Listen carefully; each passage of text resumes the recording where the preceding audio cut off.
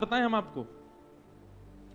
आप भी यदि रामेश्वरम के समुद्र तट पर बैठ करके महादेव से प्रार्थना करके और आपका भजन इतना श्रेष्ठ हो, गुरु कृपा इतनी श्रेष्ठ हो, तो ध्यान लगा करके आप भी ऐसा कुछ अपने चिंतन में देख सकते हैं जो कहीं नहीं लिखा होगा और वो आपको दिख जाएगा।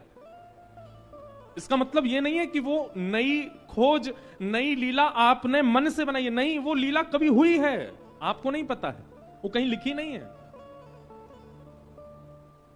अनेक कल्पों में अनेक रामावतार हुए हैं और अनेक बार विविध विविध। अब यहां बाली इंडोनेशिया एक देश है, वहां राम जी की अर्चना करते हैं लोग अपने घरों में और ऐसा कहते हैं कि उनकी जो लंका है वो दूसरी है, वहां पर राम जी का अवतार वहीं हुआ है, वहां लक्ष्मण जी ने ऐसा किया था, वहां सीता जी का ऐसे हरण हुआ था। उनकी कथा कुछ अलग है, ऐसा हम उनको गलत नहीं साबित कर सकते। किसी कल्प में राम अवतार वहां पर भी हुआ है। अमेरिका में टेक्सास में आप जब जाएंगे तो वहां एक स्थान पड़ता है, वहां अहिरावण की गुफा बताई जाती है, जहां राम लक्ष्मण जी को लेकर के अहिरावण गया था। कहते हैं वो गुफा वहां है। अब किसी कल्प में वहां हुई होगी ऐसी लीला, पर जिस कल्प में मेरा और आप सबका जन्म हुआ है, इस कल्प में रामावतार अयोध्या यही हुआ। और जितने रामावतार हुए उनमें सर्वश्रेष्ठ लीला जो राम जी ने की है वो इसी कल्प में की है, जो हम मानस जी में देख रहे हैं, पढ़ रहे हैं, सुन रहे हैं। सब जगह लीलाओं का भेद है, परंतु इस कल्प में जो लीला हुई वो मानस जी में तुलसीदास जी वर्णन कर रहे हैं। गोस्वामी जी महाराज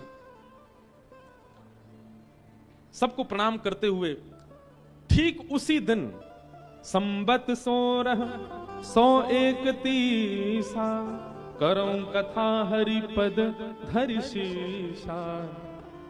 नौमी भौम बार मधुमासा अवधपुरी यह चरित प्रकाशा। जिस दिन राम अवतार पूरा विश्व मनाता रामनवमी, ठीक उसी दिन गोस्वामी जी महाराज मानस जी की रचना कर रहे हैं। मतलब रामनवमी और मानस जी की प्रादुर्भाव दिवस एक ही है, उसी दिन मानस जी की रचना गोस्वामी जी महाराज कर रहे हैं। बंधुओं,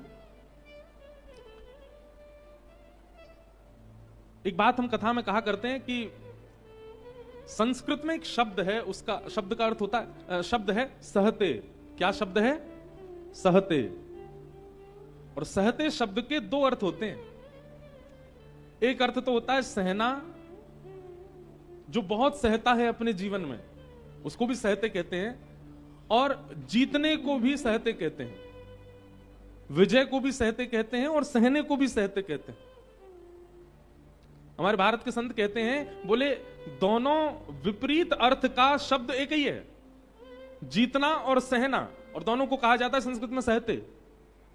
हमारे भारत के संत कहते हैं जो सहेगा वही जीतेगा। क्षमा कीजिएगा, जिस व्यक्ति ने अपने जीवन में बहुत विषम परिस्थितियां नहीं देखी हैं, वो कुछ निर्माण नहीं कर पाएगा अपने जीवन में। जिसने कुछ देखा है जीवन में, जिसने कुछ अनुभव किया है, गोस्वामी तुलसीदास जी महाराज ने तो जन्म से ही अनुभव किया, जन्म से ही देखा। गोस्वामी जी का जब जन्म हुआ तो बालक का जन्म होता है तो उसके दांत नहीं होते, पर गोस्वामी जी का जन्म हुआ तो सारे दांत थे उनके। बालक को गोद में लेते ही जो जन्म के समय उपस्थित वहां माताएं थीं। अब देखो, दुनिया के बालकों का सौभाग्य होता है, जन्म लेते ही ममता रूपी माताएं उसको पहुंचती हैं, उसको गोद में खिलाती हैं, उसको हृदय से लगाती हैं। पर गोस्वामी जी का जैसे ही जन्म हुआ तो जितनी माताएं वहां थी, उन्होंने जैसे ही बालक को देखा, 32 दांत, किसी ने पहुंचा तक नहीं, छोड़ के चले गए। देख करके घबरा गए सब, ये कैसा बालक। जिस समय बालक को हृदय से लिपटाने की स्थिति होती है, सारी माताएं दूर खड़े होकर के तुलसीदास जी को देख रही हैं। क्यों? सारे दांत हैं उनके। और जब सब छोड़ करके चले गए तो छोटे से बालक को क्या पता होता है, पर गोस्वामी जी के मुख से स्वतः ही सबसे पहला शब्द भी प्रकट हो गया। जबकि जन्म लेते बालक से कुछ बोल नहीं पाता वो, लेकिन गोस्वामी जी बोल पड़े, राम। और गोस्वामी जी का प्रथम नाम ही रखा गया था, पूरे गांव में उनका नाम प्रचलित था, राम बोला। क्या नाम था? राम बोला। मां ने प्राण त्याग दिए। कितना सहा गोस्वामी जी ने। पिता ने मन में विचार किया, जो जन्म लेते ही अपनी मां को खा गया, ये शुभ बालक नहीं है। तो एक दासी वहां थी, उस दासी से कहा तुम ले जाओ इस बालक को अपने साथ में। वो दासी ले गई गोस्वामी जी को, उनका लालन पालन करने लगी। लेकिन विधि का विधान, ठाकुर जी, लोग कहते हैं कितनी परीक्षा लेते हैं भगवान हमारी। सुनो गोस्वामी जी का चरित्र। थोड़े ही बड़े हुए थे, दासी के भी प्राण चले गए। दासी के गांव के लोगों ने जाकर के गोस्वामी जी के पिताजी से कहा कि आपका बालक है, आपने दासी को दे दिया था, अब उसके भी प्राण चलेगा, अब इसकी कौन देखरेख करेगा। तो पिताजी बोले, अरे मैं तो पहले ही समझ गया था कि ये शुभ नहीं है। जन्म लेती अपनी मां को खा गया, दासी को दे दिया, उसको खा गया, अरे ये जहां रहेगा सर्वनाश करेगा, मैं तो इसको नहीं रखूं। जिस काल में बालक को प्रेम चाहिए होते, उस काल में खेत में अकेले पेड़ के नीचे गोस्वामी जी बैठे हैं। उस समय बालक तो ये बोल भी नहीं सकता, ये पूछ भी नहीं सकता कि हे नाथ मेरा अपराध क्या है जो मेरे साथ ऐसा कर रहे हो आप। उस काल में बालक को केवल एक चीज की आवश्यकता होती, भूख लगी तो कुछ मिल जाए बस। चुपचाप गोस्वामी जी बैठे रहते और मन में विचार करते, क्यों सब मुझसे दूर जाते हैं, क्यों मेरे पास कोई नहीं बैठता, जैसे सबके बालक गोदों में रहते हैं, मैं क्यों नहीं उसका अधिकारी हूं। और जिसके कोई नहीं होते उसको फिर हमारे महादेव अपनाते हैं। पार्वती जी को आज्ञा की, आप जाइए और जाकर के इस बालक का पोषण कीजिए। एक वृद्ध माता का रूप धारण करके पार्वती जी आती थी और कभी कुछ खिला जाती हैं, कभी कुछ पिला जाती हैं। इसीलिए गोस्वामी जी महाराज शिव पार्वती को, कल हम वंदना प्रसंग में पढ़ रहे थे ना, शिव पार्वती को श्री गोस्वामी तुलसीदास जी महाराज अपना माता पिता भी मानते। क्यों? बोले मुझे तो सबने छोड़ दिया था, लेकिन इन्होंने ही मेरा लालन पालन किया, इन्होंने ही मुझको। गुरु पित मात महेश भवानी, गुरु पित मात महेश भवानी, प्रणवउ दीन बंधु दिन दानी, प्रणवउ दीन बंधु दिन दानी, गुरु पित मात महेश भवानी, गुरु पित मात महेश भवानी। गोस्वामी जी के माता पिता हैं महादेव और पार्वती। कल जब मैं दर्शन करने गया, कल हमको पता था कि हमको आज दर्शन होंगे। क्यों? क्योंकि कल गणेश जी की खूब वंदना गा के गए ना हम यहाँ पे। सीधे स्वामी को मत मनाओ, जो आसपास के गण हैं उनको रिझाओ, तो स्वामी अपने आप प्रसन्न हो जाते हैं। कल हम गणेश जी की वंदना गा करके गए, तो कल महादेव ने ऐसे दर्शन दिए, मेरे को लगता है पिछले 5-6 दिन में रामेश्वरम में ऐसे दर्शन किसी को नहीं होंगे जैसे हमको हुए कल। मानो स्वयं ही सारी व्यवस्था कर रहे, खूब देर खड़े रहे महादेव के सामने, खूब प्रेम से दर्शन किया, खूब नेत्रों से निहारा, अभिषेक तक करवाया, भस्म चढ़ाई। कोई चिड़ मत जाइयो मोते। लेकिन हमारे पास में एक युक्ति है, और वो युक्ति हम बता भी देंगे तो भी आप नहीं कर पाओगे। हमारे पास युक्ति क्या है? जब जब हमको महादेव परेशान करते हैं, दर्शन वर्शन नहीं देते, तो हम सीधे कहते हैं ठीक है आइयो ब्रज में। पहले तो गोपी बन के आ गए, अब की बार गोपीन ते जाए कि राधा रमन राधा वल्लभ सब ते शिकायत करूंगा तुम्हारी। एक ब्रजवासी गए और दर्शन करवे ज्योतिर्लिंग में, और जो महादेव इतने अड़ करके बैठे, दर्शन तक नहीं दिए। हमने तो अपने ब्रज में आपको गोपी स्वरूप प्रदान कर दिया, अरे कहीं यहाँ पे इतनी दूर से ब्रजवासी आया हुआ, को दर्शन तक नहीं दे रहे, ठाकुर जी शिकायत करूंगा तुम्हारी। सोई महादेव अपने आप बुला ही लेते हैं। ये काशी में भी हम कर चुके हैं एक बार, और ये हमने कल यहां पर भी किया। हमने कहा ठीक है महादेव 2 दिन आए गए, दर्शन की कोई व्यवस्था नहीं, आइयो अब के ब्रज में बताऊंगा तुम्हें, ठाकुर जी शिकायत करूंगा। सोई घबरा जा मैं, बोले अरे भैया ब्रजते तो हमारो काम बनो ही रहेगो, या को बुलाओ जल्दी। कल वीवीआईपी दर्शन करा। अब देखो लोग वाक कहते हैं वीआईपी दर्शन, वीवीआईपी दर्शन ये उचित नहीं है, ये ठीक नहीं है। नहीं है, हम भी इस बात के विरोध में हैं, पर हम कथा भी तो सुना रहे हैं महादेव को। हम व्यास हैं तो व्यास को दक्षिणा रूप में अगर वीवीआईपी दर्शन महादेव दे दें तो इसमें कोई दिक्कत नहीं। आप भी कुछ सेवा करो, उसके बाद करो वीआईपी दर्शन। खाली पीली कुछ नहीं, होटल में पड़े हो फिर भी वीआईपी दर्शन कर रहे हैं तो गलत है। धाम में आके सेवा करो, धाम में आकर के परिश्रम करो, धाम में आके ठाकुर को रिझाने की कोई क्रिया करो, अपने आप वीआईपी दर्शन करो, फिर कोई दोष नहीं है। लेकिन कुछ सेवा कर नहीं रहे, सीधे दर्शन में जा रहे हैं तो फिर लाइन में लगना चाहिए। थोड़ा तो श्रम करो। हम तो कथा सुना रहे हैं महादेव को, इतनी दूर से चल के आए हैं कथा सुनाने के लिए, तो हमको तो अधिकार है वीआईपी दर्शन करने का। आप भी जाओ, अगर कोई आपको कहे हम वीआईपी दर्शन करा देंगे तो पहले मानस जी की कुछ चौपाइयां सुना देना, बाहर बैठ के सेवा कर देना, तब जाना दर्शन, तो फिर उसका दोष नहीं लगेगा, तो अपराध नहीं लगेगा। आहा। चैत्र मास की नवमी, जिसे रामनवमी कहते हैं, मंगलवार को अयोध्या में रामनवमी का उत्सव मनाया जा रहा था और उसी समय गोस्वामी जी महाराज ने रामचरितमानस को लिखा। बोलो राजा रामचंद्र भगवान। इसका मतलब मानस कोई पोथी नहीं, कोई ग्रंथ नहीं, कोई किताब नहीं, कोई लिपिबद्ध नहीं, साक्षात राम जी ही हैं। अवधपुरी का बहुत सुंदर वर्णन किया।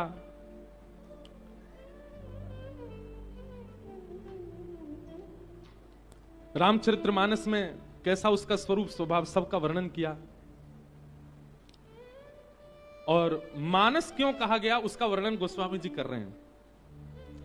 रचि महेश निज मानस राखा, पाई समहु शिव शिवासन बाखा।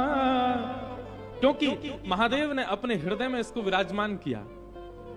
महादेव जब जब रामचरित्र का स्मरण करते, रामचरित्र श्रवण करते, रामचरित्र का चिंतन करते, उन भावों को अपने चित्त में धारण कर लेते। महादेव ने अपने हृदय में धारण किया, इसीलिए इनको मानस कहा गया।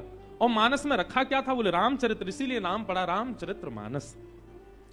महादेव की कृपा से गोस्वामी जी को प्राप्त हुआ। एक गुण गोस्वामी जी का दिखता है क्या? अपना श्रेय नहीं लेते गोस्वामी जी कहीं भी कि मैं लिख रहा हूं ना, सब जगह श्रेय दूसरों को प्रदान कर रहे हैं। और यहां पर भी श्रेय महादेव को दे रहे हैं कि बोले उन्हीं के ही हृदय का भाव है, मैं तो केवल लिख रहा हूं। मानस के असली रचयिता तो महादेव हैं। इस प्रकार मानस जी के बारे में बताया। मानस जी में कैसे कैसे छंद हैं, सोरठा हैं आदि, उन सब का भाव बताते हुए गोस्वामी जी कहते हैं अब हम कथा क्रम की ओर चलें। आहा।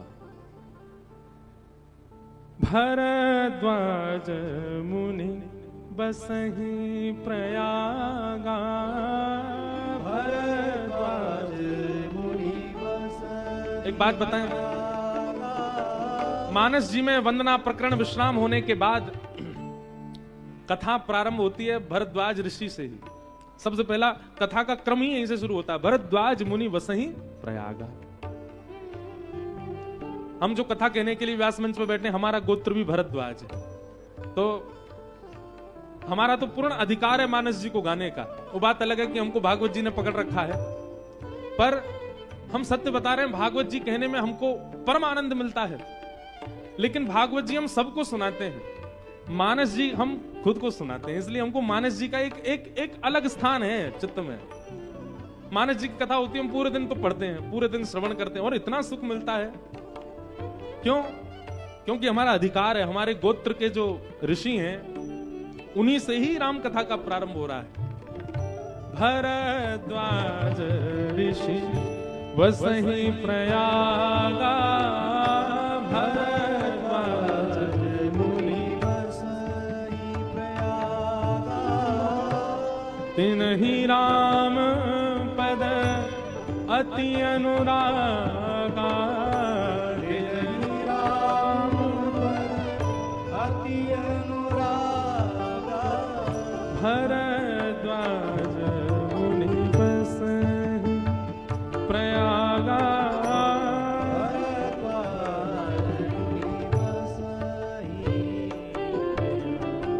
ऐसा ग्रंथ लिखा है गोस्वामी जी ने, इसको गाते ही रहो।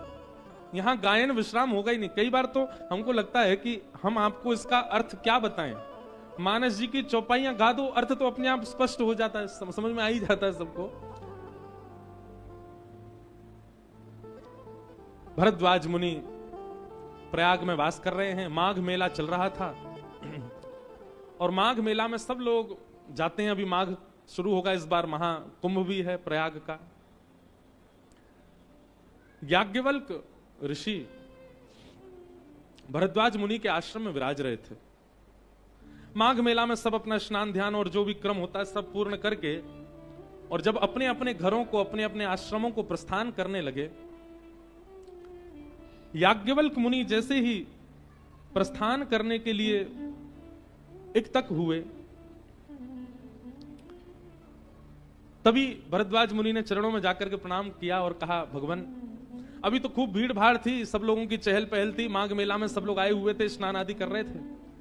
अब माघ मेला विश्राम हुआ, आप कहां चल दिए? याज्ञवल्क जी बोले, अपने अपने आश्रम को जा रहे हैं, हम भी जा रहे हैं। भरद्वाज मुनि बोले, अब तो थोड़ी शांति हुई है, अब तो सब लोग प्रस्थान कर गए, अब तो आप विराजिए। याज्ञवल्क जी प्रसन्न तो हुए, लेकिन बोले कि हे भरद्वाज जी, अकारण साधु को, महापुरुष को, विवेकी व्यक्ति को किसी स्थान पर अकारण नहीं रुकना चाहिए। कोई कारण हो रुकने का तो बात बने, पर अकारण कहीं उसका स्थिरत्व एक जगह नहीं होना चाहिए। कोई कारण उससे संपादित हो तो ठीक है।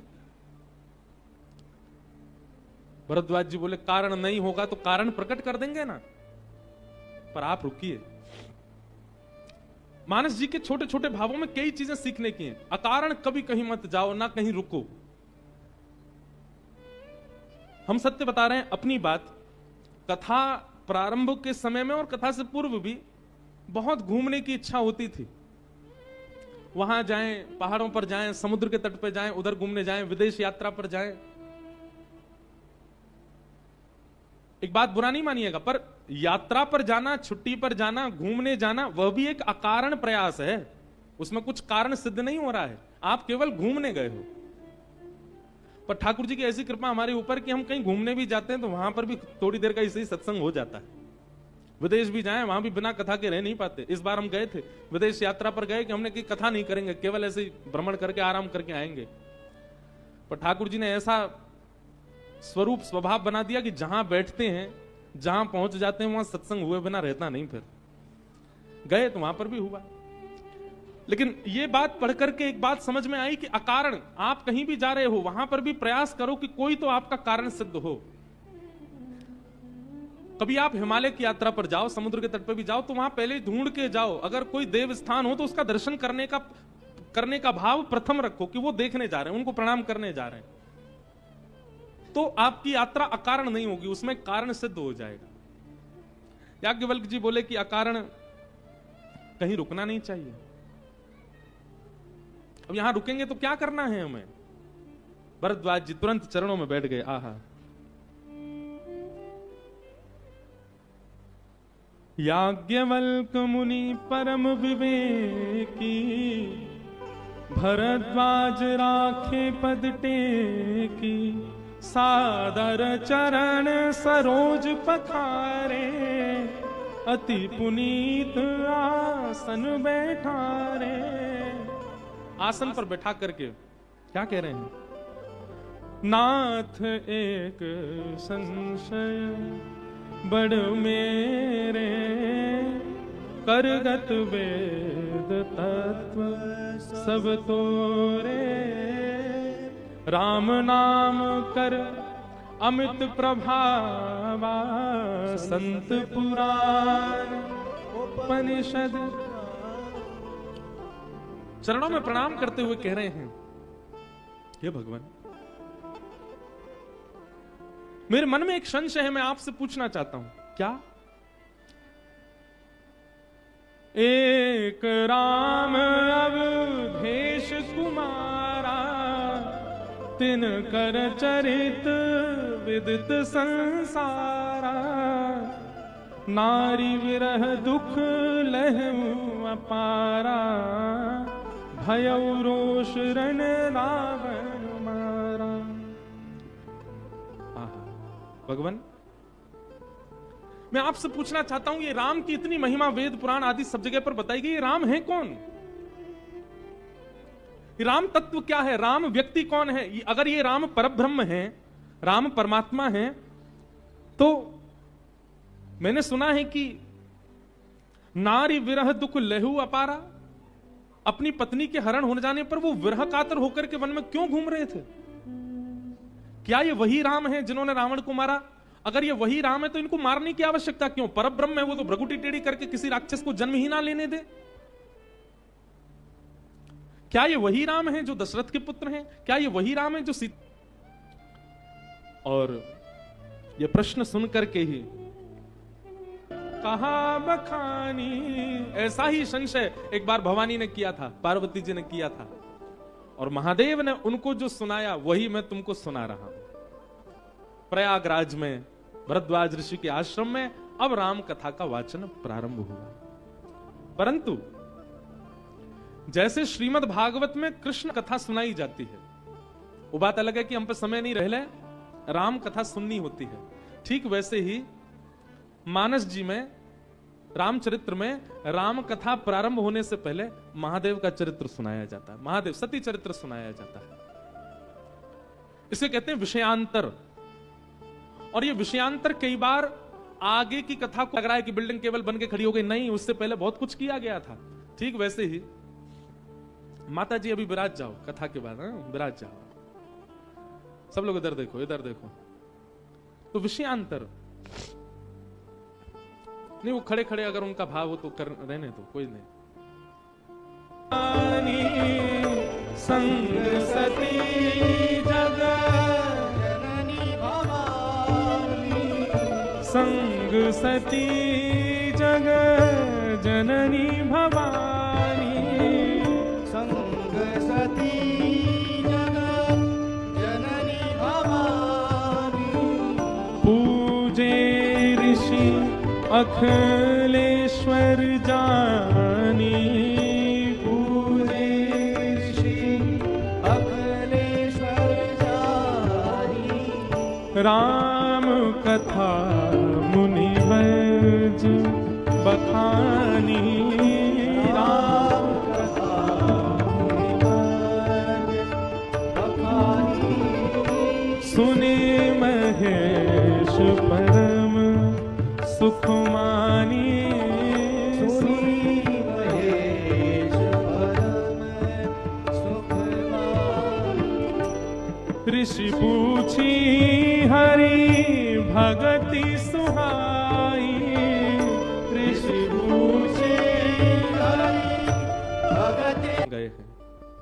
कुंभज ऋषि कौन है? अगस्त मुनि ही कुंभज ऋषि। पार्वती जी के चित्त में सत्संग की इच्छा हुई तो महादेव ने स्वयं नहीं सुनाया, एक ऋषि के यहां लेकर के गए। यह भी एक सद श्रोता का लक्षण है। स्वयं जानते हैं महादेव, परंतु मन में विचार आया कि हम कहीं ना कहीं इनके पति हैं, हमारे प्रति खूब श्रद्धा है, खूब भाव है, खूब समर्पण है, पर फिर भी राम जी के यश को हम सुनाएं तो कहीं हो सकता है लेश मात्र भी इनके चित्त में कोई अन्य भाव आ गया तो चरित्र के प्रति इनका अपराध बन जाएगा। इसलिए ऋषि के यहां लेकर के गए और कुंभज ऋषि के यहां लेकर के गए। अब यहां गोस्वामी जी के शब्द देखो, सब जानते हैं, पर जो नहीं जानते, जैसे कि मैं प्रथम वक्ता हूं, इसलिए मैं भी एक एक बात कहना चाहूंगा कथा में। गोस्वामी जी की लेखनी को बहुत ध्यान से सुनना है। ये सारे जितने भी चौपाइयां हम गा रहे हैं, इनमें शब्दों को देखना है। गोस्वामी जी क्या कह रहे हैं? शंकर जी अकेले नहीं गए, संग में कौन गए हैं? संग सती जग जननी भवानी, साथ में सती गई हैं। कौन है सती? केवल सती कह देते तो भी पूरी दुनिया समझ ही रही थी, पर उपमा देकर के कहा कौन? बोले जग जगनी भवानी, जननी भवानी, पूरे विश्व की जननी, पूरे विश्व की मां, पूरे विश्व की पालन करता श्री सती जी साथ में गई हैं। कुंभज ऋषि ने जैसे ही देखा महादेव आए हैं, पार्वती जी आई हैं, आहा, तुरंत दंडवत प्रणाम किया, आरती करो, हमारे चरणों में ही लौट रहे हैं, तो हमको ही माला पहना रहे हैं, हमारे ही तिलक कर रहे हैं, हमारी आरती कर रहे हैं, ये तो हमारे सामने ही पूर्ण समर्पित भाव से बैठ गए जी, हमको कथा क्या सुनाएंगे? बंधुओं, एक बात याद रखिएगा, कभी भी किसी की दीनता पर ऐसा विचार मत कीजिएगा कि ये व्यक्ति शायद इतना योग्य नहीं है इसीलिए दीन बना है, नहीं। कभी किसी की दीनता पर इस प्रकार का प्रश्न मत कीजिएगा। आज सती जी से बहुत बड़ा अपराध हो गया एक भगवत वक्ता के लिए। वक्ता चाहे जैसा हो, भले ही आपसे उम्र में छोटा है, भले ही आपसे ज्ञान में भी इतना वयोवृद्ध नहीं है, भले ही आपसे धन में भी तीक्ष्ण है, वक्ता है, आपको उसको सम्मान देना होगा। आप वक्ता को सम्मान दीजिए, कथा अपने आप आपको परिवर्तित कर देगी। अगर वक्ता के प्रति आपका सम्मान का भाव नहीं है तो वही होगा जो सती जी के साथ में हो रहा है। संपूर्ण सती चरित्र में जो विचलनता आई है, जो डगमगाहट आई है, वो केवल इसलिए आई क्योंकि कथा और कथा के वक्ता के प्रति उनका ऐसा भाव हो गया। सती जी बोली, ये हमको क्या कथा सुनाएंगे, ये तो हमारी चरणों में लौट रहे हैं, हम तो इनसे जगदीश्वर के बारे में जानने आए थे, ये तो हमको ही जगदीश्वर मान रहे हैं, ये हमको क्या कथा सुनाएंगे। वक्ता के प्रति सूक्ष्म अपराध बन गया सती से। राम कथा मुनि वर्ज बखानी, सुनी महेश परम सुख मानी। महादेव की स्थिति तो ऐसी हो गई कि यहां कुंभज ऋषि कथा सुना रहे हैं और महादेव भाव विह्वल होते जा रहे हैं। ऋषि पूछी हरि भगत सुहाई, कही शंभु अधिकारी पाई। महादेव अधिकारी हैं, इसीलिए उन्होंने जो भी कथा कुंभज ऋषि ने सुनाई उसको प्रेम से श्रवण किया। कथा श्रवण करने, कुछ दिन तक कथा श्रवण करने के बाद मुनि सन विदा माग त्रिपुरारी, चले भवन संग दक्ष कुमारी। पहले क्या कह रहे थे, बोले कुंभज ऋषि की यहां कथा सुनने के लिए जब आए तो संग में कौन आए, संग सती जग जननी भवानी। और अब कथा सुनने के बाद वापस जा रहे हैं तो गोस्वामी जी कह रहे हैं मुनि सन विदा माग त्रिपुरारी, चले भवन संग दक्ष कुमारी। अब सती नहीं है वो, अब जगनी भवानी नहीं है, अब जगत जननी नहीं है, अब कौन है, बोले दक्ष। दक्ष माने की अहंकार, उसकी पुत्री, अहंकार की बेटी अब साथ में जा रही है। क्यों, एक वक्ता का अपमान किया है, एक वक्ता के प्रति मानसिक अपराध किया है सती जी ने। श्री चैतन्य महाप्रभु से सीखिए। चैतन्य महाप्रभु के चरित्र में आता है कि वक्ता चाहे जैसा हो, उसके मुख से कृष्ण निकलता है ना, महाप्रभु जी वहीं भाव विह्वल होकर के गिर पड़ते हैं। उन्होंने कभी भी वक्ता को किसी रूप या स्वरूप से आकलन नहीं किया। वक्ता है वो पूजनीय है, वंदनीय है। हम एक बात कहें, कथा चाहे कितनी अच्छी हो, वक्ता के प्रति केवल जब तक वो व्यासपीठ पर है तब तक सम्मान रखो। आप सब रखते हैं हमारे प्रति, हम अपने लिए नहीं कह रहे हैं ये बात, हम सबके लिए कह रहे हैं, चाहे कोई वक्ता हो दुनिया में।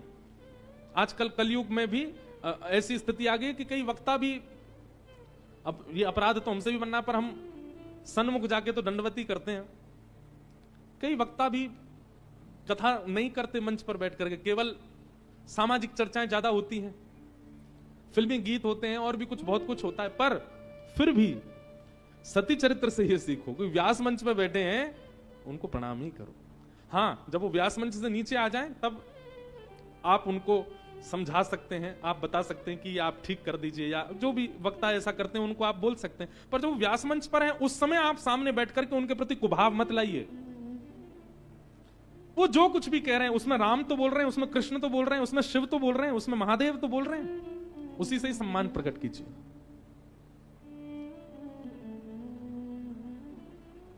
आहा, जैसे ही महादेव कथा श्रवण करके आए, महादेव के तो नेत्र सजल थे। महादेव की तो स्थिति ऐसी है कि जब से कुंभज ऋषि के आश्रम से चले, थोड़ी देर चलते हैं और फिर बैठ जाते हैं, और बैठ करके भाव में भर करके राम जी को स्मरण करके रोने लग जाते हैं। कथा ऐसा ही कर देती है, ना चल पाएंगे, ना बैठ पाएंगे, ना घूम पाएंगे। महादेव की स्थिति ऐसी हो गई है, बस बार बार रुदन करके प्रतीक्षा कर रहे हैं, ठाकुर जी मुझे दिख जाओ, ठाकुर जी मुझे मिल जाओ, एक बार दर्शन दे दो। आहा, ते ही अवसर भंजन मही भारा, हरि रघुवंश लीन अवतारा, पिता वचन तजि राज उदासी दंडक वन विचरत अविनाशी। यहां महादेव विरह आतुर हो रहे थे कथा श्रवण के बाद, और उसी समय पिता की आज्ञा मान करके, जहां रघुवंश अवतार हुआ था, राम जी का अवतार हुआ था, वो पिता की आज्ञा मान करके वन में चले गए थे, और दंडक वन में भ्रमण करते करते सीता जी का हरण आदि हुआ था, और उसी समय राम जी वहां किशोरी जी को खोजते हुए विरह विलाप कर रहे थे, और उसी समय महादेव और सती उसी दंडक वन से गुजर रहे थे।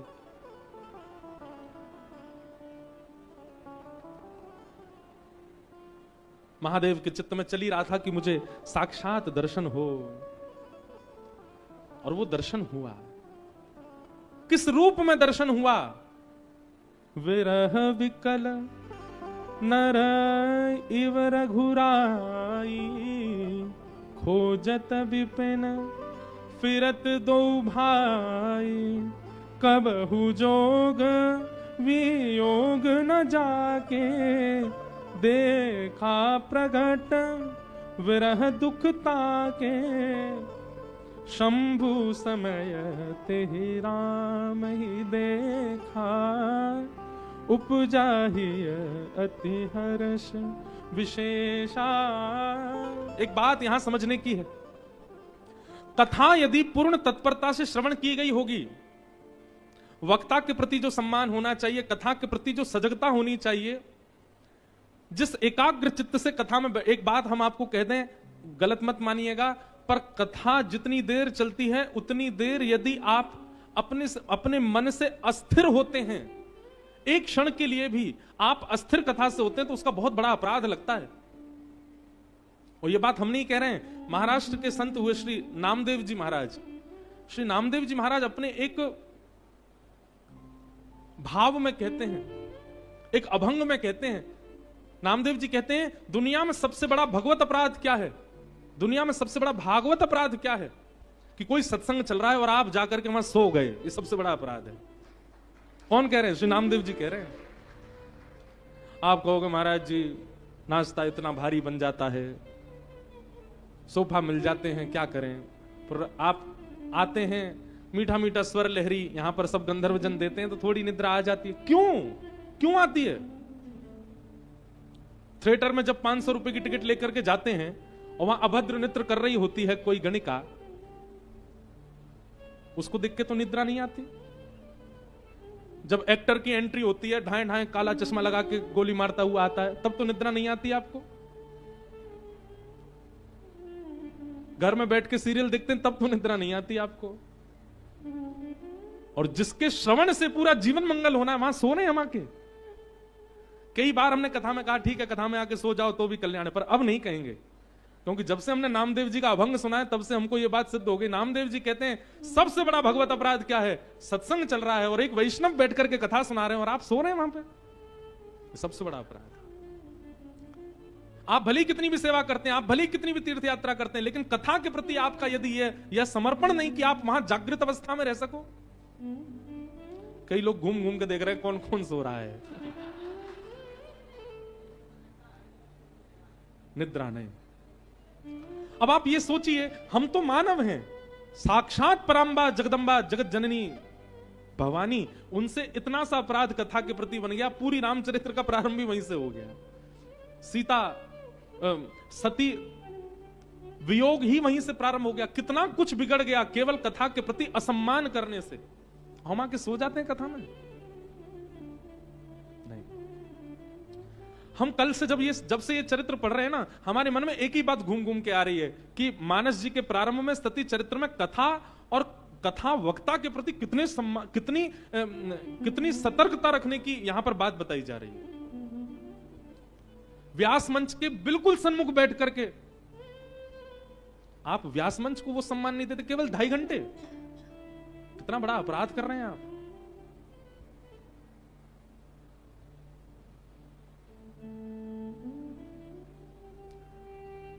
और वहीं आप महादेव को देखिए, महादेव ने इतने भाव विभोर होकर के कथा सुनी। कथा श्रवण के बाद केवल मन में भाव प्रकट हुआ। शंकर उर अति क्षोभ, सती न जान ही मरम सोई, तुलसी दर्शन लोभ मन डर लोचन लालची।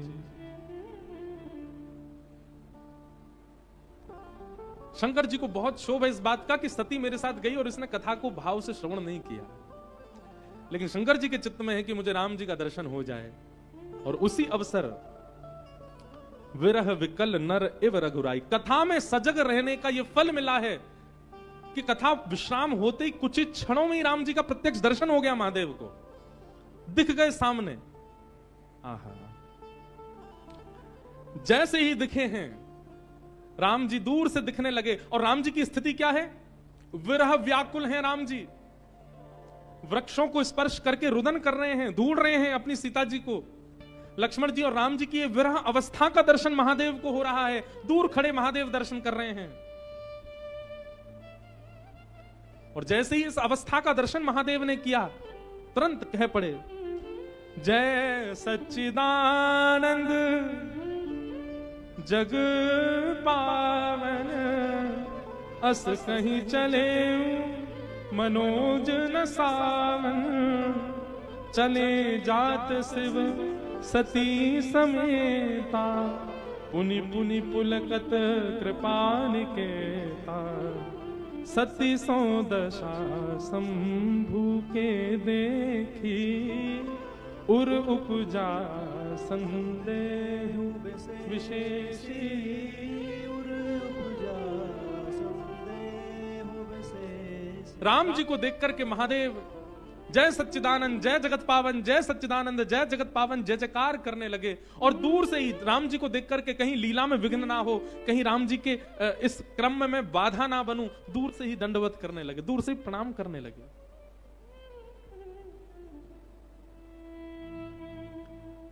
इस अवस्था को देख सती मन में विचार करने लगी, ये क्या हो रहा है?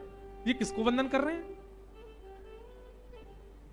ये विरह आतुर दो राजकुमार घूम रहे हैं, वनवासी राजकुमार घूम रहे हैं, और उनको देख करके हमारे पति परमेश्वर साक्षात जगत नियंता जगदाधार देवादिदेव महादेव उनको प्रणाम कर रहे हैं। यही होता है, सत्संगी व्यक्ति जो है वो विवेकी होता है, और सत्संग के प्रति कुभाव रखने वाले व्यक्ति का विवेक क्षीण हो जाता है। वो समझ ही नहीं पाता कि ये सब स्थिति व्यवस्था क्या चल रही है। संतों के प्रति, तपस्वियों के प्रति, विरक्तों के प्रति, वैष्णवों के प्रति यदि आपकी अपमान बुद्धि प्रकट हो रही है, अपमान बुद्धि मत, किसी का भजन देख करके, किसी के नेत्रों में कथा सुनते सुनते आंसू देख करके आपको उपहास हो रहा है, अरे ये कोई रोने की बात है, ये रो रहा है बेचारा, इसका मतलब है आपसे अपराध बना है कथा के प्रति। सती मन में विचार कर रही हैं, ये सब क्या हो रहा है? हमारे महादेव स्वयं इतने पूजनीय है, महादेव के चरणों में देवता गंधर्व आदि सब लोग नाक रगड़ने के लिए आते हैं, ये स्वयं इतने वंदनीय, स्वयं इतने पूजनीय, और ये वनवासी राजकुमार जो अपनी एक पत्नी के खो जाने पर विरह आतुर होकर घूम रहे हैं, ये उनको प्रणाम क्यों कर रहे हैं? सत्संग विवेक बुद्धि प्रदान करता है।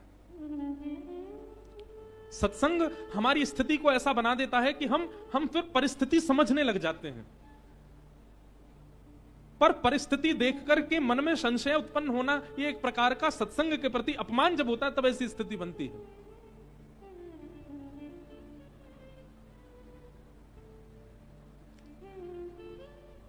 महादेव से पूछा, ये कौन है आप जिनको प्रणाम कर रहे हैं? हे देवी,